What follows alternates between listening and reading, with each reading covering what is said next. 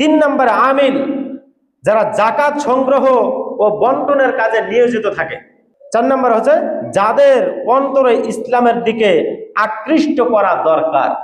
আমাদের সমাজের মধ্যে এমন কিছু দরিদ্র ব্যক্তি থাকতে পারে যে তারা পেটের দায়ে তারা একটা অন্যায় করতে পারে, তারা ইসলামের বিরুদ্ধে একটা কাজ করতে পারে।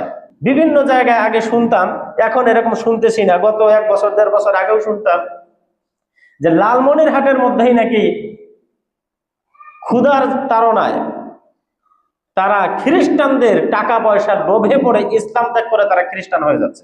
সমাজের মধ্যে এমন কোন ব্যক্তি যদি থাকে যে তারা যাদেরকে জাকাত ফেতরার টাকা দিলে তারা ইসলামের দিকে আকৃষ্ট হবে, ধাবিত হবে, তারা দিন থেকে সরে যাবে না।